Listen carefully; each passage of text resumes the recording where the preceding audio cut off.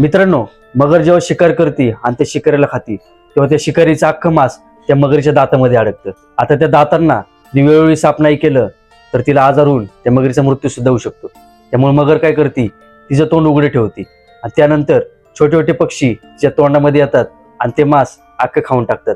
अशा प्रकारे ती तिचे दात साफ करून घेते. जर मगरीने असा विचार केला की तिच्या तोंडात बसलेल्या पक्ष्यांना खाऊन टाकलं तर 2-4 दिवस तिचं पोट नक्की भरेल, पण चारही बाजूंना त्या मगरीवरचा विश्वास उडून बसेल आणि त्या मगरीच्या तोंडात कुठलाही पक्षी बसणार नाही. अशा पद्धतीने तिचे दात साफ होणार नाही आणि तिचा मृत्यू ती स्वतःच ओढून घेईल.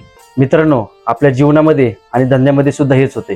आपण जर आपल्या धंद्यामध्ये समोरच्या कस्टमरला किंवा गिराईकाला गोड बोलून फसवलं तर तुम्ही 2-4 वर्षात भरपूर पैसा कमवू शकता, पण त्यानंतर तुमच्यावर कोणी विश्वास ठेवणार नाही आणि तुमचा धंदा ठप्प होऊन जाईल. आणि आपल्या जीवनात सुद्धा छोट्यापासून मोठ्या लोकांनी आपल्याला जर मदत केली तर त्यांचा कधी विश्वासघात करू नका, नाहीतर आपल्या आयुष्यामध्ये आपल्या मदतीला कोणीच येणार नाही. म्हणून मित्रांनो, जर आपल्याला जीवनात आणि बिझनेसमध्ये पुढे जायचं असेल तर कधी कुणाचा विश्वासघात करू नका.